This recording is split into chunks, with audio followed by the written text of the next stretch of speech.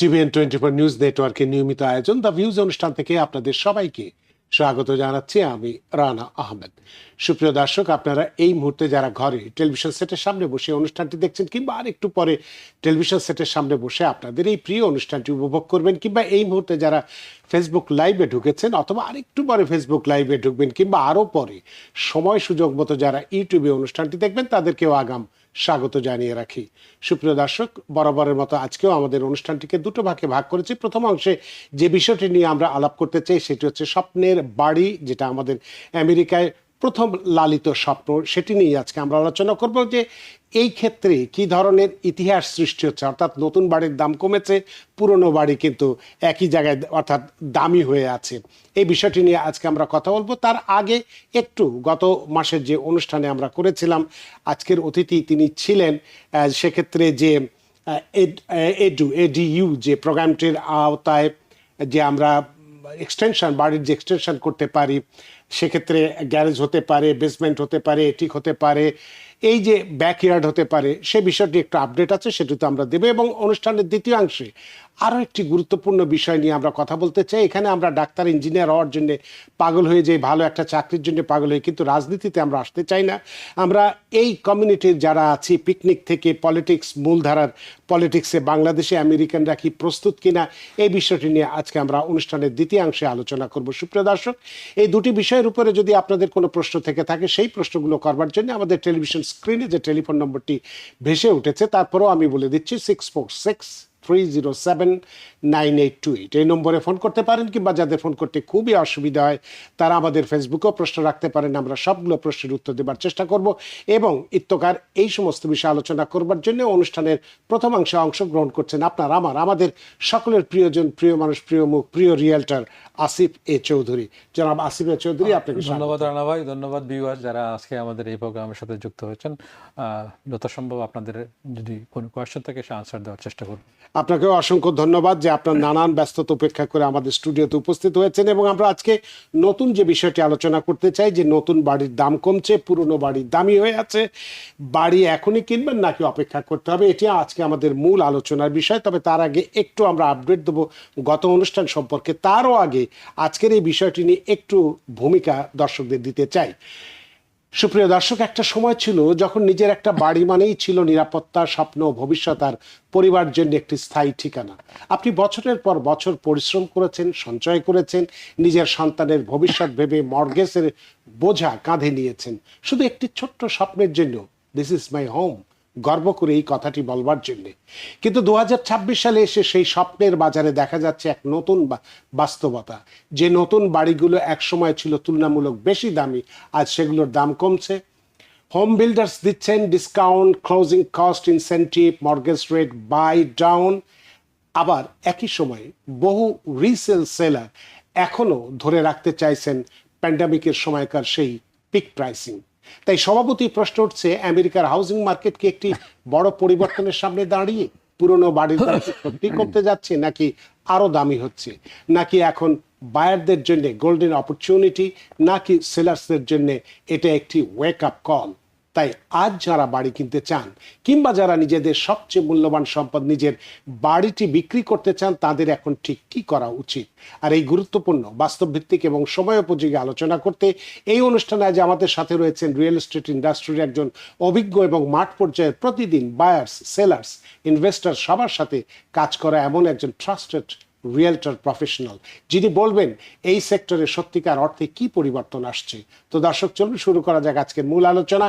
2026 সালের housing market, সুযোগ, সতর্কতা, নাকি আসছে বড় পরিবর্তন? জনাব আসিফ চৌধুরী আজকের বিষয়টি সম্পর্কে একটু ভূমিকা দিয়েছে। তবে এই ক্ষেত্রে প্রশ্ন করার আগে আপনার কাছে গত অনুষ্ঠানের এডিইউ এর যে এক্সটেনশন প্রোগ্রামটা ছিল, সেটার বেসমেন্ট তৈরি করা, গ্যারেজ, এটিক ইত্যাদি ইত্যাদি, বা ব্যাকইয়ার্ড করে একটা রুম করা যেতে পারে, সেই বিষয়টি সম্পর্কে যে সিটি সহায়তাও করছে, সেই বিষয়টি একটু আপডেটটা আপনার কাছ থেকে জানতে চাই। ধন্যবাদ রানা ভাই, ধন্যবাদ ভিউয়ার যারা বিগত প্রোগ্রামের দেখার পর থেকে আমাকে কন্টিনিউ কল দিয়ে গেছেন। চেষ্টা করেছি সবার প্রশ্নের উত্তর দেওয়ার। কোনো কোনো ক্ষেত্রে আমি ভিজিটও করেছি তাদের প্রপার্টি, এবং সেই অনুসারে আগিয়েছেন, এবং আর্কিটেক্টের সাথেও কথা বলে অনেকের যতটুকু সম্ভব আমি আমার বা আর্কিটেক্টের যে মতামত ওনাদেরকে জানিয়ে দিয়েছি।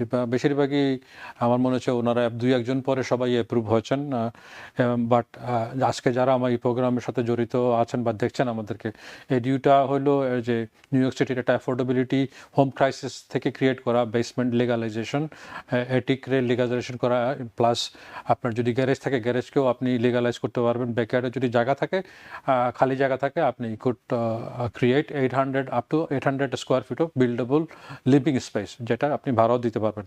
তো জেনারেল ইনফরমেশনটা হলো প্রথমে আপনি একটা অনলাইন সার্ভে সাবমিশন করতে হবে।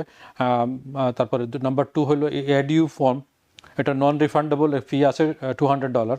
তারপরে valid proof of primary resident, home owner occupancy affidavit, right two entry form, proof of valid homeowner insurance, proof of income of with 4 consecutive pay stub, and W-2 and income tax return within last years of documents prove supplemental income, unemployment or self-employment, absent deed holder from if applicable, certificate of death, those who have passed but remain named in the deed, designated communication from, financial review, home inspection, program approval letter and develop agreement, program approved architect and contractor engaged in edu development। যারা আপনি যদি প্রোগ্রামটা হয় তখন আপনি এডিউর যে programme করা architect যারা আছে বা যারা বিল্ডার আছে তাদের দিয়ে আপনি কাজ করাবেন বেসিকলি। তো বেসিকলি এই যে ইনফরমেশনগুলো আপনার এডিউতে পার্টিসিপেট করতে আপনার লাগবে, এটা ছাড়া আপনার পসিবল হবে না। এগুলো আপনার মেকশিওর আপনার একসাথে আপনাদেরকে কালেক্ট করতে হবে, কালেক্ট করে রেডি রাখতে হবে। আপনার যদি প্রোগ্রাম রেডি অনলাইনে যে সার্ভের পরে যদি আপনার অ্যাপ্রুভাল আসে বা আদার ওয়ে করতে পারেন, আপনি পার্সোনালি আপনার ইঞ্জিনিয়ার বা আর্কিটেক্টের মাধ্যমে আপনি এটা করতে পারেন, বা যারা প্রফেশনাল আছে তাদের হেল্পও আপনার করতে পারেন। বাট বেসিকলি এই ইনফরমেশনগুলো আপনার খুবই প্রয়োজনীয় ছাড়া আপনি এডিউতে পার্টিসিপেট করতে পারবেন না। অনেক ধন্যবাদ জনাব আসিফ চৌধুরী গত অনুষ্ঠান সম্পর্কে এডু এর উপর একটু আপনাকে আপডেট দেওয়ার জন্য। আজকে আমরা মূল আলোচনায় আসবো যে নতুন বাড়ির দাম কেন কমছে, পুরনো বাড়ি এখনো কেন দামি হয়ে আছে, বাড়িটা এখন কিনবো নাকি অপেক্ষা করব, এই বিষয়টি নিয়ে প্রথমে যে প্রশ্নটি আপনার কাছে করতে চাই যে 2026 সালের এই নতুন বাড়ির দাম কমছে, এটাকে আমরা বিভিন্ন জায়গায় দেখতে পাচ্ছি। এটা কি সাময়িক বাজারের যে সমন্বয়, নাকি আমরা বড় ধরনের হাউজিং প্রাইস কারেকশন শুরু হতে দেখছি বা যাচ্ছি? একজন রিয়েলটর হিসাবে আপনার কাছ থেকে জানতে চাই। এটা সাময়িক কারেকশন, মানে ফাইনাল যে একদম যে পুরোপুরি চেঞ্জ হয়ে যাচ্ছে রিয়েল এস্টেট মার্কেট তা বলবো না। বাট যারা ইনভেস্টার বা তারা মনে করেন একটা প্রপার্টি যদি ক্রিয়েট হয়ে যায় তো 6 মান্থের বেশি ওনারা মার্কেটে ধরে রাখতে চান না, they want to unload as soon as possible. তো in order to do that, মানে বায়ারদেরকে ইন্টারেস্টেড করার জন্য ওনারা ফার্স্ট অফ অল প্রাইসটা কমায় নিয়ে আসেন। 2 নম্বর, মর্গেজ অবটেন করতে আপনার মর্গেজের যদি 6% হয়ে থাকে ওনারা চেষ্টা করবেন 5% বাই ডাউন করে নিয়ে আসছে, ওনাদের পকেট থেকে সেটা দিয়ে সেই কস্টটা কাভার করেন। সো দেখা যাচ্ছে যে 15-20% মানে মার্কেট ভ্যালু থেকে ওনারা কমে দিচ্ছেন, স্বাভাবিকভাবেই তখন বায়াররা ইন্টারেস্টেড হচ্ছেন। তো অফকোর্স যদি আপনি ভালো ডিল পেয়ে থাকেন তো নিয়ে যাবেন। বাট এটার ওই সাইডের ব্র্যান্ড নিউ বাড়ির একটু টেকনিক্যাল সমস্যা হলো বাড়িগুলো একটু ছোট ধরনের হয়ে থাকে, যেহেতু ওরা কমার্শিয়ালি বিল্ড করে এবং হয়তো যে ম্যাটেরিয়াল যেগুলা হয়তো ফাইন এন্ড অফ ফিনিশিং নাও হইতে পারে, জেনারেল হইতে পারে। তো সেক্ষেত্রে আপনি একটু ভালো করে চেক করে কিন্তু সেক্ষেত্রে নতুন বাড়ির সুবিধাও তো অনেক সুবিধাই আছে। হ্যাঁ, আপনি 10 বছরের মধ্যে কোথাও হাত দিতে হবে না, কোনো আশা রাখা যাচ্ছে হচ্ছে না। বাট তারপরে মনে করেন অনেকে যারা মনে করেন আশা করেন আপনি ব্র্যান্ড নিউ বাড়ি কিনেছেন, আপনার বাথরুমটা নাইসার হবে, কিচেনটা নাইসার হবে, তো ওইগুলো একটু আপনি বিল্ডারের সাথে কথা বলে ওইগুলো আপডেট করতে পারেন, নতুবা আপনি নিজেও চেঞ্জ করতে পারেন। অনেক ধন্যবাদ। আরেকটি প্রশ্ন যেটি করতে চাই যে অনেক এলাকায় দেখা যাচ্ছে যে নতুন বাড়ির দাম পুরনো বাড়ির চেয়েও কম, তাই না? তো এই রিয়েল এস্টেট ইতিহাসে এটা কতটা অস্বাভাবিক এবং এর পেছনে আসল কারণটা কি? এইগুলো সাউথ ওয়েস্টে বেশি দেখা যাচ্ছে, যে ফ্লোরিডাতে, সাউথ ফ্লোরিডা বলেন বা ফিনিক্স অ্যারিজোনা বলেন, ওই সাইডের যেগুলো দেখা যাচ্ছে, কারণ ওইখানে তো ল্যান্ড ভ্যালু অনেক কম, আমাদের নর্থ ইস্টের তুলনায় ওইখানে ল্যান্ডের ভ্যালু অনেক কম, তো ওরা এফোর্ড করতে পারে। তারপরে মনে করেন বাড়িগুলো ছোট আকারের হচ্ছে, ফিনিশিংগুলো ওই আগের মতো হচ্ছে না, প্লাস যদি এইচও থাকে সেটাও ওরা ম্যানেজ করে। তো বেসিক্যালি ওই কারণে ওইখানে ওরা বিক্রি করতে পারে। বাট নর্থ ইস্টে কিন্তু সেভাবে কিন্তু দাম কমে নাই, বাট কিছু ডেফিনেটলি বিল্ডার তো সেমই, যারা নর্থ ইস্টে ব্যবসা করে, সাউথ ইস্টে সাউথেও করে, ওয়েস্টেও করে, এরা ইস্টেও সব করে। জায়গাতেই আছে। তো ওরা ওদের আমি যে কথা আগে বললাম যে মোস্ট বিল্ডার 6 মান্থের বেশি কোনো প্রপার্টি হোল্ড করতে চায় না, কারণ দে ওয়ান মুভ অন। সো কারণ ওদের তো অলরেডি প্রফিট মার্জিন রেখেই ওরা কথা বলতেছে। ওয়ারেজ মনে করেন এক্সিস্টেড হোম বায়ার, তো ওনারা কিন্তু প্যান্ডামিকে মাইন্ড সেট নিয়ে বসে আছেন, কিন্তু ওনারা তো এক্সপেকটেশনটা মানে 700,000 হইলে 700,000-ই চাই, পারলে উপর আরো বেশি চাই। কিন্তু ওয়ারেজ সেম 700,000-এর বাড়ি, কিন্তু কনস্ট্রাকশন ওয়ার্কার 650 675 এসে 25,000 মার্জিন দিয়ে সে আনলোড করে ফেলতেছে। So is moving on.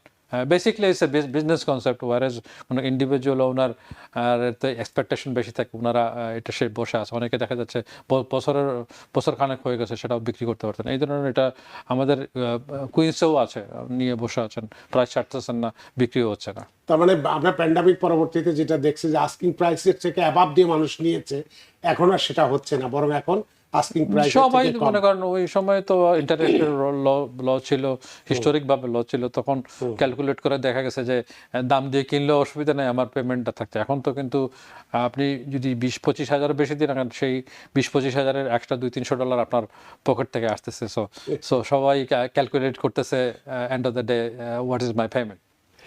আচ্ছা, আমরা দেখছি যে যেসব হোম বিল্ডার 10%, 15%, এমনকি 20% পর্যন্ত ইনসেন্টিভ দিচ্ছেন বাড়ি কেনার ক্ষেত্রে, তো এটা কি বাজারের চাপের সংকেত বলে আপনি মনে করেন? অফকোর্স একটা তো চাপ থাকবে। এখন আপনি যদি ব্র্যান্ড নিউ বাড়ি 700,000-এর বাড়ি যদি আপনি 675-এর পান, সেটা তো আপনার জন্য লোভনীয় হবে, তো কম্পিটিশনটা ওইখানে চলে যাবে। এক্সিস্টেন্ট হোম ওনার সে হয়তো এই সুযোগটা পাচ্ছেন না। আপনারা যারা বাড়ি বিক্রি করবেন, যদি এসেনশিয়াল হয়ে যায়, তখন যদি গুড বায়ার হয়, মানে সিরিয়াস বায়ার হয়, দেখবেন আপনার ডাউন পেমেন্ট ঠিক আছে না, ক্রেডিট ঠিক আছে না, জব আছে কিনা, যে 3 মাসের মধ্যে যারা ক্লোজ করতে পারবে সিরিয়াস, হ্যাঁ 5-10 হাজার 20 হাজার আপনি আপনার ব্রেক দিতেই পারেন। এটা দিয়ে আপনার এন্ড অফ দ্য ওয়ার্ল্ড হবে না। মানে সেক্ষেত্রে দেখা যাচ্ছে, অর্থাৎ বায়ার যদি ভালো হয়ে থাকে সেক্ষেত্রে 10, 15 বা 20% আপ টু 20% পর্যন্ত ইনসেন্টিভ দিচ্ছে, তাই না? হ্যাঁ, বিল্ডাররা দিচ্ছে, আপনি তো কম্পিটিশনের পড়ে গেলেন, আপনি দিচ্ছেন আমি দিচ্ছি না, তো আর যে দিবে তারটাই তো মার্কেট ডিকটেট করবে। ওটাই সেটা কি নতুন বাড়ির ক্ষেত্রে না পুরনো বাড়ির ক্ষেত্রে? নতুন বাড়ির ক্ষেত্রেই বেশি হচ্ছে, কারণ বিল্ডাররা তো এটা নিয়ে বসে থাকতে চান না, ওরা ইনভেস্টমেন্ট করছেন, ইনভেস্টমেন্ট ওরা যত তাড়াতাড়ি পারে এটা সেল করে দিয়ে আরেকটা নতুন প্রজেক্ট নতুন জায়গায় যাবেন। হ্যাঁ, আর ওয়ারেজ এক্সিস্টেন্ট হওয়া হতো, উনি হয়তো এই বাড়িতেই থাকেন, তো উনি বিক্রি করে অন্য জায়গাতে যাবেন, তো উনি ওনার প্রাইসটাই উনি কেয়ার করতেছেন বেশি। যারা 2021 থেকে 24 সালের পিক প্রাইসে বাড়ি কিনেছেন, তারা কি এখন এই নেগেটিভ ইকুইটি যেটাকে আমরা বলি তার ঝুঁকিতে পড়তে পারেন? আপনার কাছে কি মনে হয়? নর্থ ইস্টে হওয়ার সম্ভাবনা কম। যদি আপনারা সাউথ ওয়েস্টে থাকেন, সেক্ষেত্রে ফ্লোরিডা, অ্যারিজোনা, লাস ভেগাস, ওই সাইডে নেগেটিভ সাইডে চলে যাওয়ার সম্ভাবনা, কারণ ওইখানে প্রচুর আপনার নিউলি ডেভেলপড হোম মার্কেটে আছে, এক্সিস্টিং হোম মার্কেটে আছে, এবং প্যান্ডামিকের সময় যেভাবে বললাম না যে প্রাইস তখন কেউ চিন্তা করে নাই, বিনা যা পাইছে তা তো নিয়ে নিচ্ছে, কারণ রেট লো ছিল। ওইসব এরিয়ার মানুষরা একটু সাফার করতেছে, বাট নর্থ ইস্টের খুব একটা সিগনিফিকেন্ট কোনো চেঞ্জ আসবে না। বাট যারা বিক্রি করবেন মাইন্ডসেট করে ফেলছেন, গো ফর ইট, কারণ যে আরও দাম বাড়বে, প্যান্ডামিকের সময় ওভার বিডিং হবে, সেটা এখন আর সেরকম সুযোগ সেক্ষেত্রে আপনি আপনার অভিজ্ঞতা থেকে একটু জানতে চাই যে আপনি মাঠ পর্যায়ে দেখছেন পরিস্থিতি সবই আপনার নখদর্পণে, ক্রেতারা কি এখন বেশি আগ্রহী নতুন বাড়ি কেনার ক্ষেত্রে, বা নাকি রিসেল হোম যেগুলো আছে এগুলো আপনারা? নট নেসেসারিলি, আমাদের নর্থ ইস্টে তো মনে করেন আমাদের খুব বেশি ব্র্যান্ড নিউ হোম আসে না, তো যেগুলো আসে মনে করেন খুব বেশি দিন টিকেও না, 2-3 মাসের মধ্যে ওইগুলা মানে সেল হয়ে যায়। বাট এক্সিস্টেন্ট হোম নিয়েও কোয়েশ্চন আছে যে কোথায় কে কিনবেন, কোন ধরনের প্রপার্টি কিনবেন, সেটা একটা ফ্যাক্টর। মনে করেন আমি যদি জিজ্ঞেস করেন আপনি সিঙ্গেল ফ্যামিলি কিনবেন, সিঙ্গেল ফ্যামিলি কোন ধরনের সিঙ্গেল ফ্যামিলি কিনবেন, আমি বলবো একটা ডিটাচ একটা প্রপার্টি কিনেন, এটা সিঙ্গেল ফ্যামিলি এটার ভ্যালুয়েশন বাড়বে। যারা মাল্টি ফ্যামিলি কিনবেন, মাল্টি ফ্যামিলির অফকোর্স রিটার্ন আছে, এটা আপনার ইট উইল পে ইটসেলফ। হ্যাঁ, আপনি ইনভেস্ট করলেন, এখন রেন্টাল ইনকাম পাবেন, সেটা দিয়ে আপনার মর্গেজ কাভার হয়ে যাবে। তো ওই টাইপের ইনভেস্টমেন্ট প্রপার্টি বা ওই ধরনের প্রপার্টি আপনার কেনা উচিত। একটু যারা নতুন বাড়ি কিনতে চান তাদের ব্যাপারে একটা প্রশ্ন আপনাকে করতে চাই, যে যারা আজকের বাজারে মনে করুন আজকের যে দর বা দাম আছে, বাই নাও অর ওয়েট, এখন কিনবো অথবা ওয়েট, প্রথমবার হোম বায়ারদের জন্য। অলওয়েজ বাই নাও। আপনি বাড়ি কিনে 2 বছর ওয়েট করেন, সেটা আপনার জন্য বেনিফিট হবে। রিয়েল এস্টেটের এটা জিনিস, don't wait till next year. আপনার যদি কেনার এবিলিটি থাকে, buy now and sit wait for rent. এই দেখবেন যে এই 700,000 দিয়ে কিনছেন, সেটা কিন্তু 800,000 হয়ে যাবে। আপনি ব্যাংকে টাকা রাখেন, 1 বছর আপনি সেই টাকা আপনি কিছু পাওয়া যাবে না। So buy now, always buy now. কিন্তু বাই নাও বলছেন, কিন্তু এখন তো উচ্চ মর্গেজ রেটটা তো, এর মধ্যেও কি কোন ধরনের প্রপার্টি সবচেয়ে বেশি বা দ্রুত বিক্রি হচ্ছে? ওই যে বললাম যে যেগুলা সিঙ্গেল ফ্যামিলি যেগুলা একটু বড় টাইপের বাড়ি, যেগুলা লোকেশন ভালো, তো 3টা জিনিস আপনার মনে রাখতে হবে। মনে করেন এই হাই ইন্টারেস্ট রেটের মধ্যেও 3 জিনিস আপনার লোকেশন এন্ড লোকেশন, 3 ওয়ার্ড। আপনার আপনি বাড়ি কিনবেন, সিঙ্গেল ফ্যামিলি যদি কিনবেন, চেষ্টা করবেন সিঙ্গেল ডিটাচ, হ্যাঁ, যদি অ্যাফোর্ড করতে পারেন একটা কর্নার প্রপার্টি। 2 নম্বর আপনার ইনভেস্টমেন্ট প্রপার্টি, আপনার যে মাল্টি ফ্যামিলি যেগুলো আছে, 2-3 ইউনিট যেগুলো আছে, যেগুলো থেকে ইনকাম প্রডিউসিং, তো ক্যান গো রং। আপনি অলওয়েজ কুড রিফাইন্যান্স। এখন যদি 6.34 হয় লেটেস্ট, বরং 6.5, তো ওইটা কিন্তু রিফাইন্যান্স কিন্তু আপনি করতে পারবেন। আপনি 1981-এ 16.8.5 ছিল বাড়ির ইন্টারেস্ট রেট। আমরা তো ওটাও দেখেছি। নিউ ইয়র্কে যারা আগে ছিলেন, মানে 1981 অনওয়ার্ড, মনে করেন 84 পর্যন্ত কিন্তু 15 অ্যাবাভ ছিল। তখনও কিন্তু ট্রানজাকশন হয়েছে, বাড়ি কেনা বেচা হয়েছে, বুঝছেন না? তো ওইটা নিয়ে বেশি খুব একটা টেনশন করার দরকার নেই। আপনি যদি ইনভেস্টমেন্ট প্রপার্টি কেনেন বা 2-3 ফ্যামিলি কেনেন, তো ইট পেইডস অফ।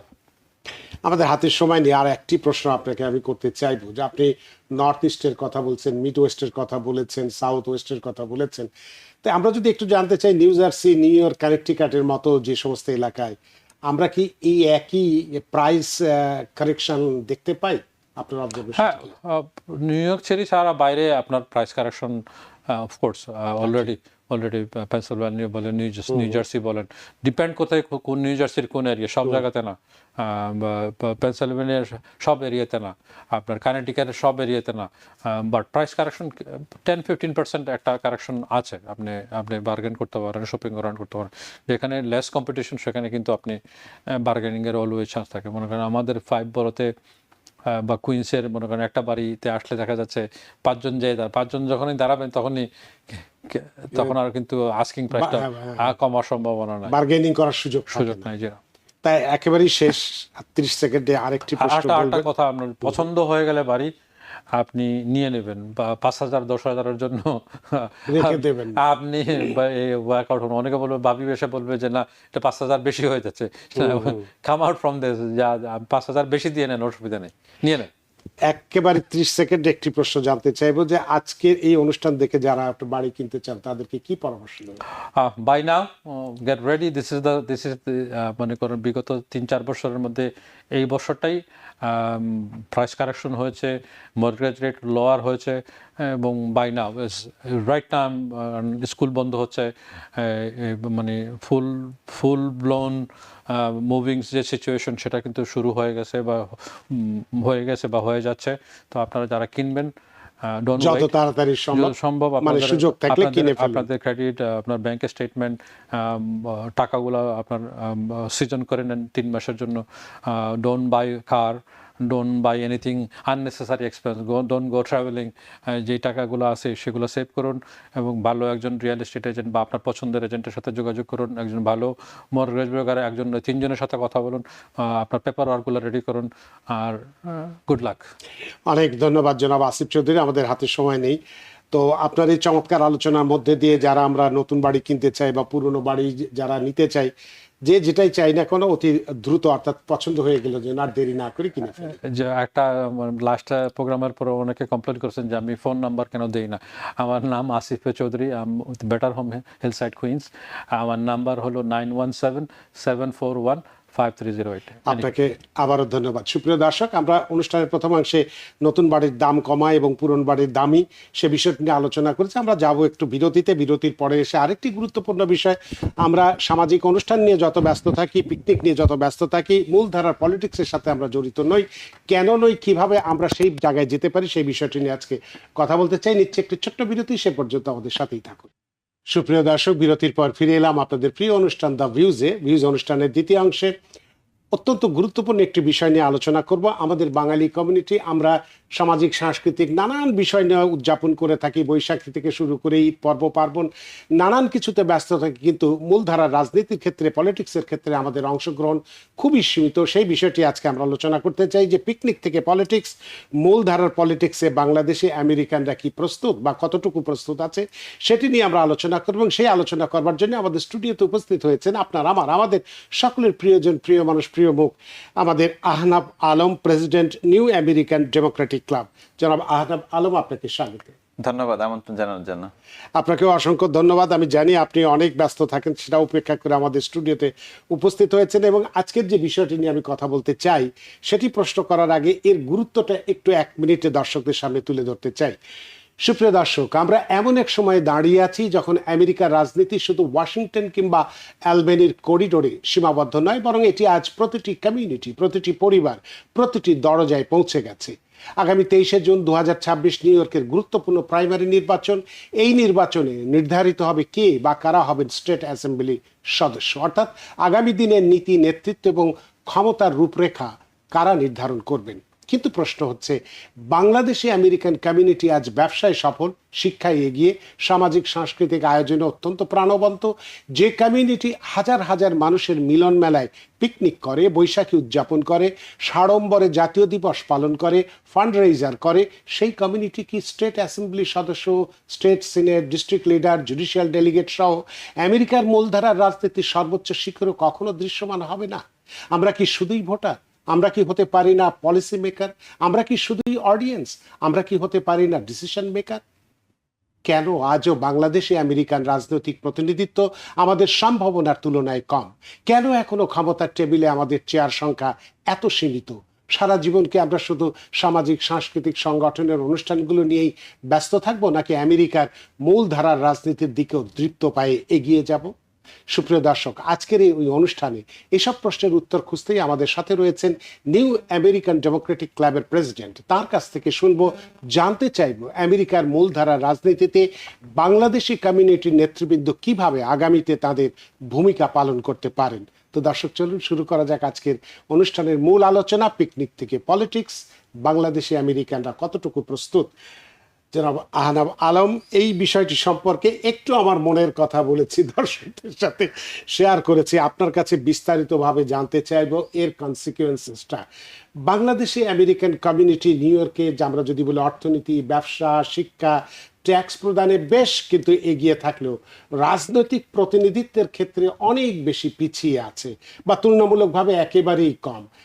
আপনি এর মূল কারণ, এর পেছনে মূল কারণগুলো কি মনে করেন? আসলে আমরা গ্রোয়িং কমিউনিটি নিউ ইয়র্কে, তবে আমার মনে হয় আমরা গ্রোয়িং কমিউনিটি হিসাবে যে জিনিসটা আমাদের প্রায়োরিটি দেওয়া উচিত, এতে কমিউনিটি হোল ঐক্যবদ্ধভাবে, আমরা ওইটা দিতে পারছি না। কারণ আমরা, আপনি যেটা উল্লেখ করেছেন যে আমরা এখনো পিকনিক, পিঠা উৎসব, তারপরে আমাদের যে মানে কালচারাল বেসড অনুষ্ঠানগুলিতে আমরা এত বেশি ব্যস্ত, এবং যেটা বললাম যে আমরা আসলে ঐক্যবদ্ধ তো নাই। আর যেটা বললাম যে আমাদের যে আমরা আসলে প্রায়োরিটি দিতে পারি না যে আমেরিকা থাকতে গেলে আমাদের কি কি করা উচিত এবং কোন কোন জায়গায় আমাদের অংশগ্রহণ করলে আমরা এখানে ভালো করতে পারবো, ওই ল্যাকিংসগুলি আছে। আর আরেকটা জিনিস হলো, আমাদের যে কমিউনিটিতে যে বড় বড় সংগঠনগুলি আছে, ওনারাও আসলে যে একটা জেনারেশনকে বিল্ড করার জন্য যে সমস্ত পদক্ষেপগুলি নেওয়া উচিত, কিছু ট্রেনিং করা যেতে পারে, সেমিনার করা যেতে পারে, তারপরে কিছু মানুষকে আপনার ইন্টার্ন দেওয়া যেতে পারে, এগুলি আসলে আমাদের কমিউনিটিতে আমরা আসলে ওইভাবে লক্ষ্য করি না। তো এগুলির কারণে আমার মনে হয় যে আমরা একটু ধীর গতিতে, একটু এলোমেলো ভাবে এগোচ্ছি। তবে আশা হতে হইলে চলবে না, কারণ যেটা বললাম যে একটি গ্রোয়িং কমিউনিটি এইভাবে এলোমেলো ভাবে উঠতে থাকে, তবে একটা সময় গিয়ে হয়তো আমরা ভালো করব। আশাবাদী হওয়াটা অনেক ভালো, এবং আমরা চাইবো যে সেই সময়টা যেন খুব তাড়াতাড়ি আসে। আমরা দেখছি এই যে 2026-এর 23শে জুন অনুষ্ঠিতব্য যে নিউ ইয়র্ক সিটির প্রাইমারি নির্বাচনে বাংলাদেশি আমেরিকানদের মধ্যে আপনার কাছে জানতে চাইবো কতজন প্রার্থী প্রতিদ্বন্দ্বিতা করছেন এবং এই প্রাইমারিতে তারা কেমন করবেন বলে আপনার কাছে মনে হয়?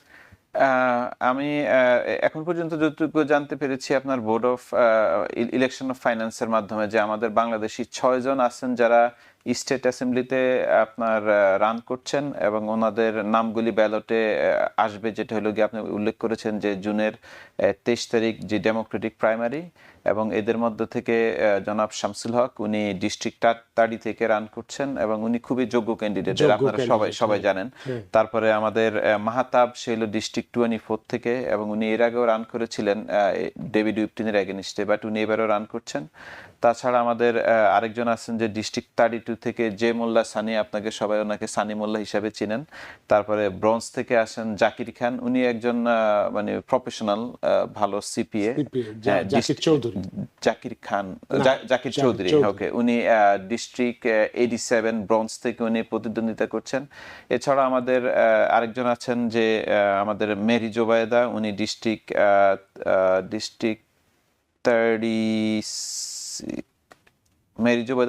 36 থেকে উনি ইলেকশন করছেন। আরেকজন করছেন বাংলাদেশি প্রিয়া রহমান নামে, উনি করছেন ডিস্ট্রিক্ট 37 থেকে।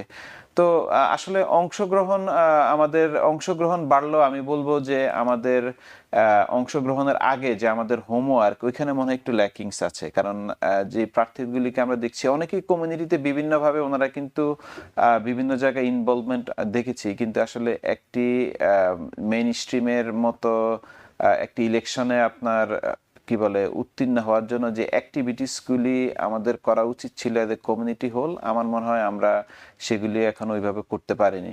তবে যেহেতু ওনারা রান করছেন, ওনাদেরকে দেখে আরো অনেকে উৎসাহিত হবেন এবং যারা ভবিষ্যতে রান করবেন ওনারা আরেকটু অর্গানাইজ হবেন, এই প্রত্যাশা আমরা রাখতে পারি। তার মানে শুরুটা যেহেতু হয়েছে এবারে যে 6 জন, আপনি 6 জনের কথা বললেন, ভবিষ্যতে আরো বাড়বে এবং সেই আশাবাদ আমরা রাখতেই পারি। আসলে এই 6 জন তো আসলে আপনার শুধু অ্যাসেম্বলিতে রান করছেন, কিন্তু এছাড়াও ডিস্ট্রিক্ট লিডার আছে, state committee male female, district leader male female, তারপরে আপনার আছে কাউন্টি কমিটিতে আছে, তারপরে জুডিশিয়াল ডেলিগেট, অনেক পদে অনেকে রান করছেন, কিন্তু এই 6টা হলো উল্লেখযোগ্য।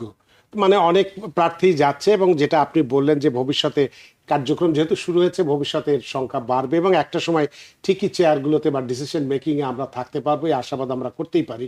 তো সেক্ষেত্রে যাই বলি না কেন, অনেকেই আমরা বলে থাকি যে আমরা বাংলাদেশিরা বা ভোটের দিন মানে যতটা সক্রিয় থাকি, কিন্তু পলিটিক্যাল প্রসেসে সারা বছর একেবারে অনুপস্থিত, যেটা আপনি বললেন, বা নীরব থাকে। আপনি কি এই অভিযোগের সাথে একমত? আপনার এই প্রশ্নটি থাকবে, তবে একজন দর্শক অপেক্ষা করছে, তার ফোনটি নিয়ে নিই। সুপ্রিয় দর্শক, কে আছেন টেলিফোনে? দয়া করে নাম পরিচয় দিয়ে আপনার প্রশ্নটি করুন।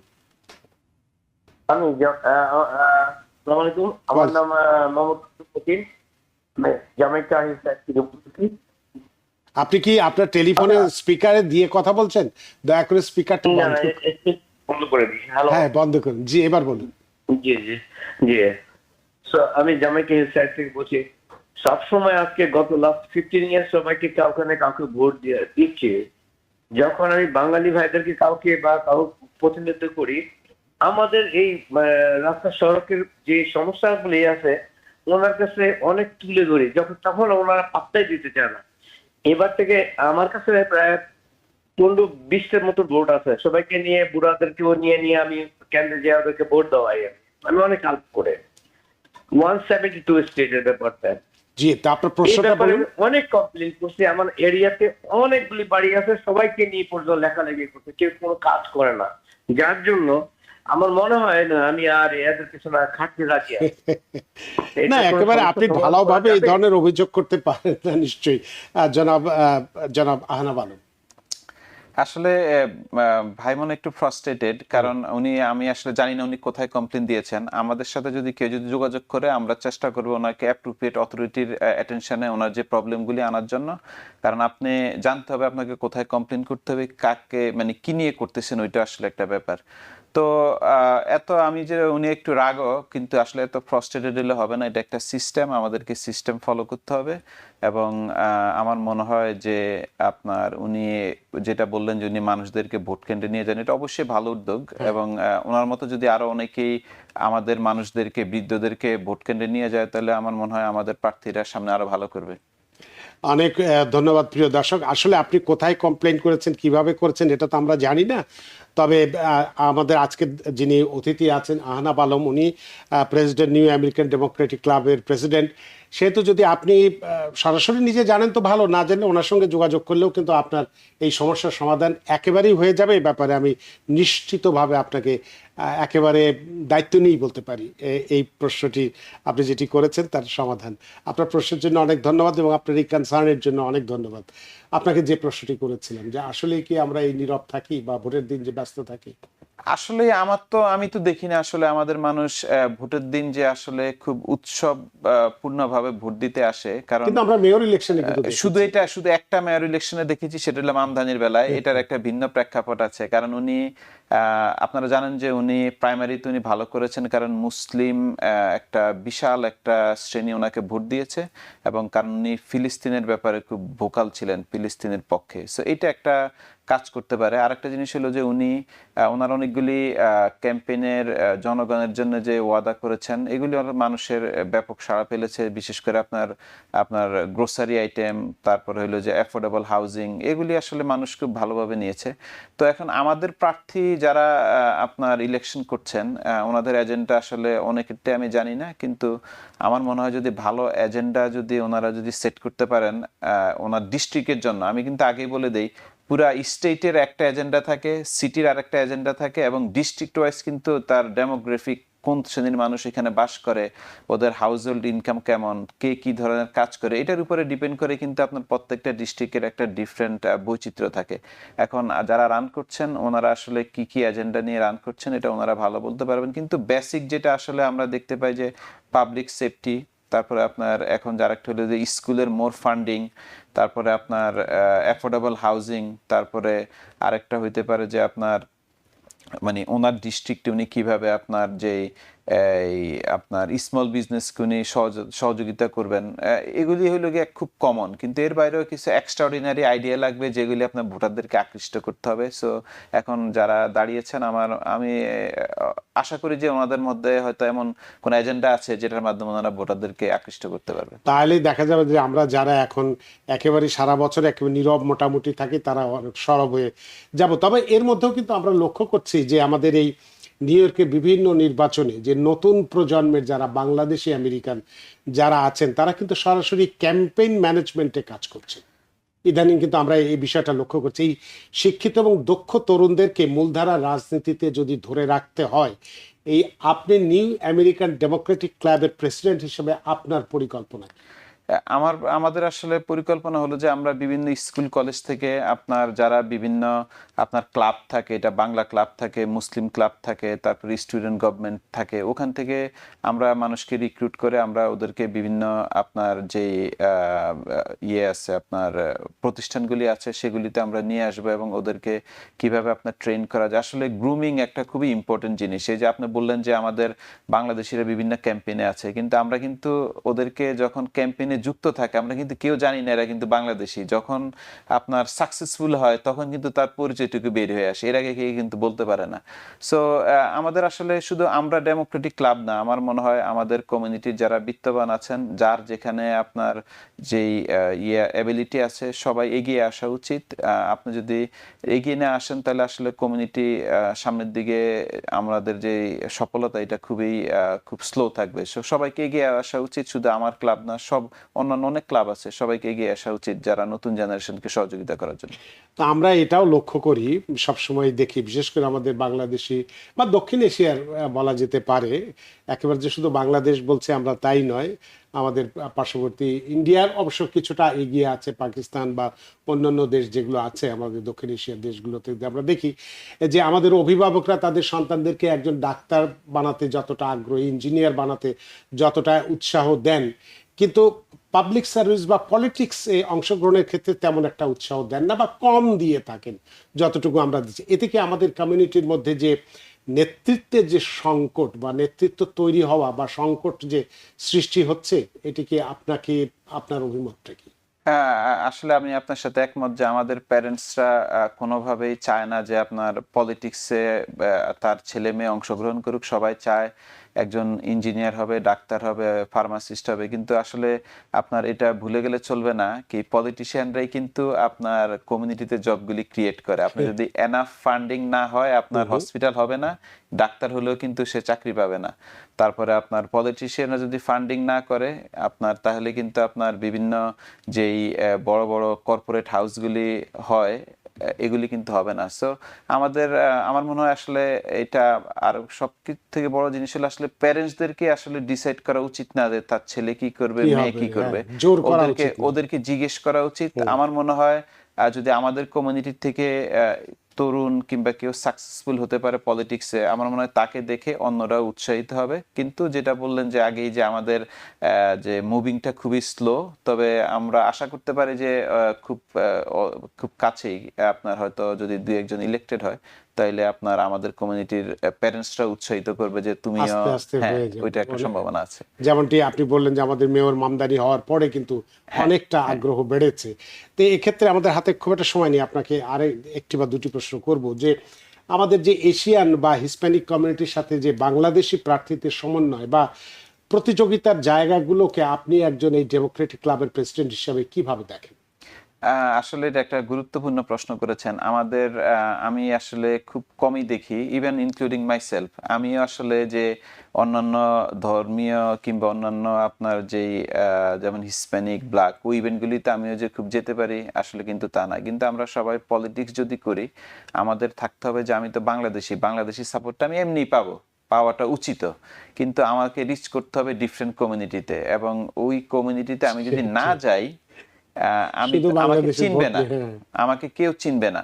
আর আমি যদি শুধু ইলেকশনের সময় যদি 3 মাস ক্যাম্পেইন করি, এটা খুবই কষ্টসাধ্য ভোটারদের কাছাকাছি যাওয়া। এটা একমাত্র সম্ভব আপনি যদি ওদের লোকাল ইভেন্টগুলিতে যান, বিশেষ করে চার্চে ইভেন্ট থাকে উইকেন্ডগুলিতে, তারপরে আপনার এবং নানান ধরনের স্ট্রিট ইভেন্ট থাকবে সামারে। আমরা যদি ইলেকশন করবো এই চিন্তা করি, আমাদের কিন্তু অ্যাটলিস্ট কয়েক বছর আগের থেকে হোমওয়ার্কগুলি করা উচিত, এবং ওই কমিউনিটির এমন কোনো অনুষ্ঠান আমার জানা থাকলে আমি যেন এগুলি আপনার মানে অ্যাবসেন্ট না থাকি, এবং গিয়ে যেন আমি ওদেরকে বলতে পারি যে আমি তো তোমার অনুষ্ঠানে আসছিলাম, আমি শুধু ভোটের জন্য আসি নাই।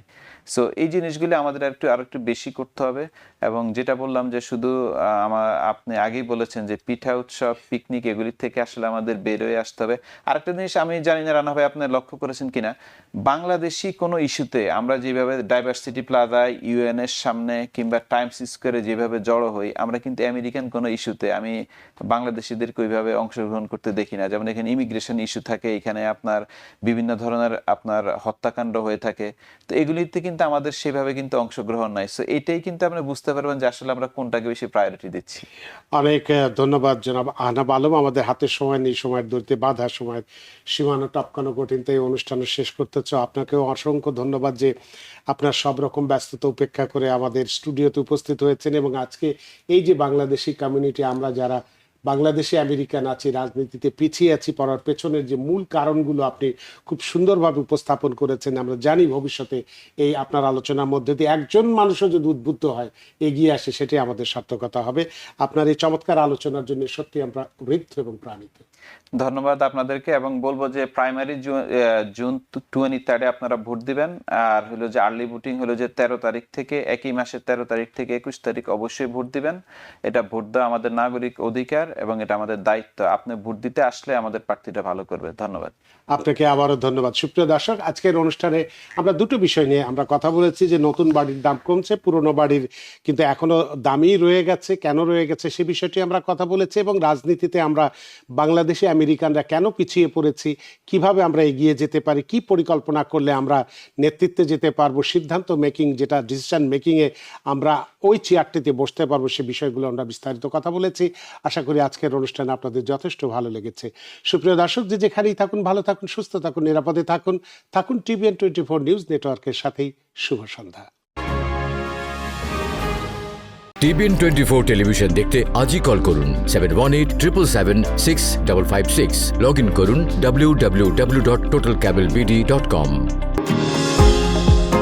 নিউ ইয়র্ক থেকে সম্প্রচারিত টিভিএন 24 টেলিভিশন বিশ্বজুড়ে বাঙালির কণ্ঠস্বর।